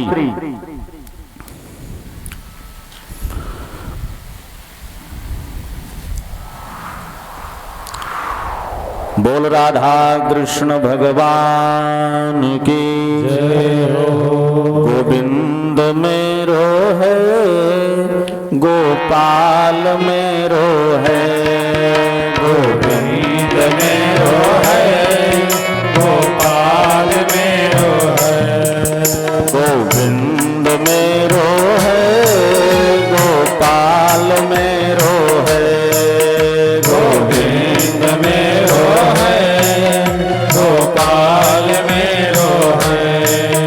श्रीबा के बिहारी नंद लाल मेरो है, श्रीबा के बिहारी नंद लाल मेरो है, गोविंद मेरो है गोपाल मेरो है, गोविंद मेरो है गोपाल मेरो है।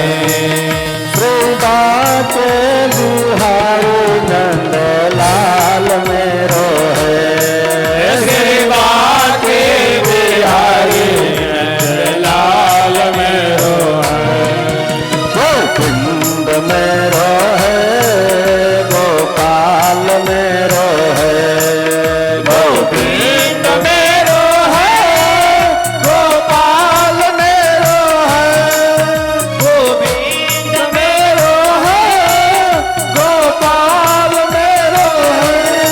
बोल गोविंद भगवान की भगवान श्री सूत जी महाराज सुनकादिक महात्माओं से कहते हैं, ऐसे सुंदर पुरुष को देख करके गौकर्ण महाराज ने पूछ लिया, महाराज आप कौन हो?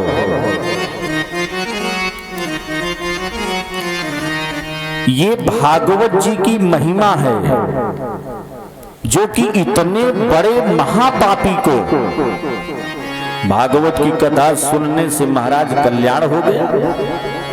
महापापी था और इतना सुंदर स्वरूप हो गया, सुंदर मुकुट लगा है महाराज, सुंदर वस्त्र पहने हुए उसी बांस की गांठों से निकल करके बाहर आया और देख करके महाराज खूब आनंद हो जाता है। और जब उसने कहा कि भैया मैं आपका भाई हूँ, हमारा नाम धुंधकारी है, लेकिन आपने वो कथा श्रवण कराई, आपने वो भागवत जी की महिमा बताई, जिसके सुनने मात्र से ही हमारा यह स्वरूप हो गया।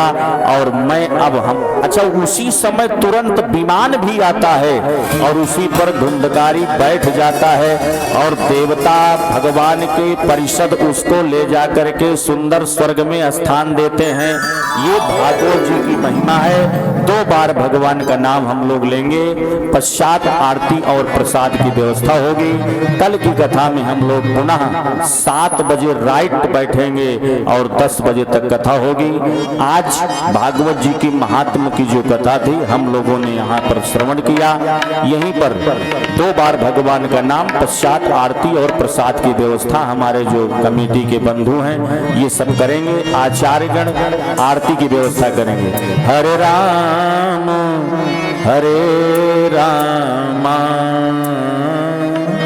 राम राम हरे हरे, हरे राम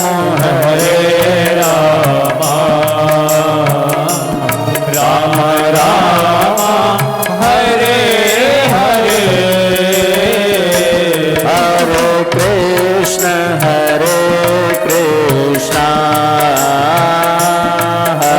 कृष्ण हरे कृष्ण कृष्ण कृष्ण हरे हरे, हरे राम राम राम हरे हरे, हरे राम राम हरे हरे, हरे कृष्ण कृष्ण कृष्ण हरे हरे, हरे राम राम राम हरे हरे, हरे कृष्ण कृष्ण कृष्ण हरे हरे, हरे राम बोले भागवत भगवान की जय हो। सभी भक्तगण अपने अपने स्थान पर खड़े हो जाएं। तदुपरांत भागवत भगवान की आरती और प्रसाद लेकर सुंदर से घर को प्रस्थान करेंगे। ओम हरे ओम चंद्रमा मनसो जाता चक्षुः सूर्यो अजायतः श्रोतादायुष्य प्राणस्य मुखात् अग्निर अजायतः इदगं हविः व्रजननं मे असदसविरगणगं स्वस्तः आत्मसन् व्रजसन् वसन् लोकसन् भयसन् अग्निं वर्णां बहुलां मे करोद्भन्नं वयोरे तस्मात्सुदत्। श्री भागवत भगवान की है आरती, पापियों को पाप से है तारती। श्री भागवत भगवान की है आरती, पापियों को पाप से है तारती। श्री भागवत भगवान की है आरती, पापियों को पाप से है तारती। श्री भागवत भगवान की है आरती, पापियों को पाप से है तारती। ये अमर ग्रंथ ये मोक्ष पंथ, पंचम वेद निराला, नव ज्योति जगाने वाला। ये अमर ग्रंथ ये मोक्ष पंथ, पंचम वेद निराला, नव ज्योति जगाने वाला। हरि नाम यही हरि धाम यही, हरि नाम यही हरि धाम यही, हरि नाम यही हरि धाम यही, हरि नाम यही हरि धाम यही। यही जग मंगल की आरती, पापियों को पाप से है तारती। श्री भागवत भगवान की है आरती, पापियों को पाप से है तारती।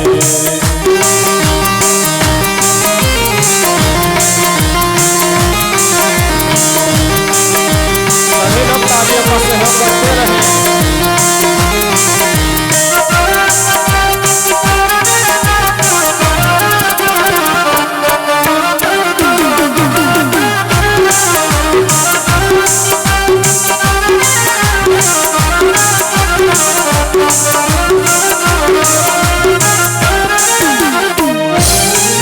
ये शांति गीत पावन पुनीत, पापों को मिटाने वाला, हरि दर्शन कराने वाला।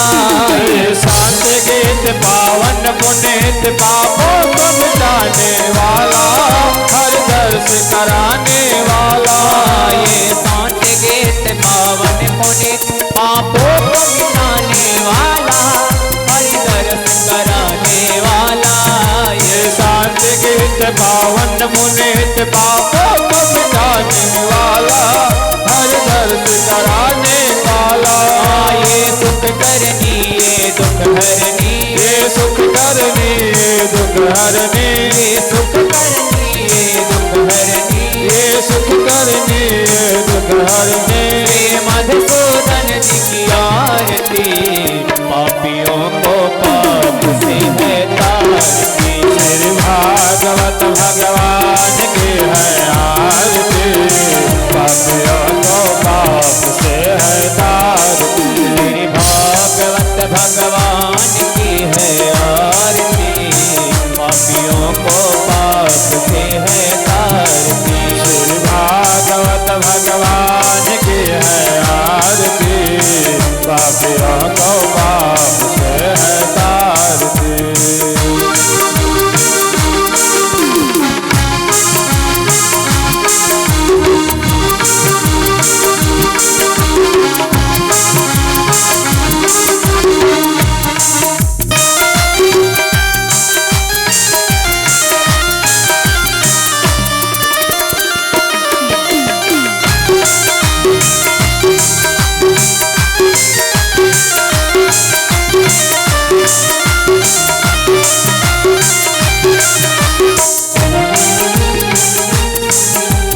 मधुर बोल जग पंथ खोल, तन मार्ग दिखाने वाला, बिगड़ी को बनाने वाला।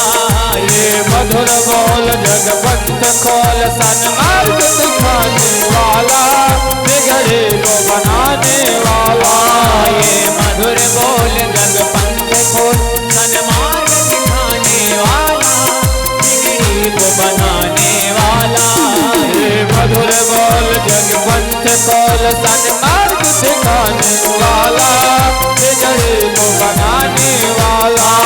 श्री राम यही घनश्याम यही, श्री राम यही घनश्याम यही, श्री राम यही घनश्याम यही, श्री राम यही घनश्याम यही।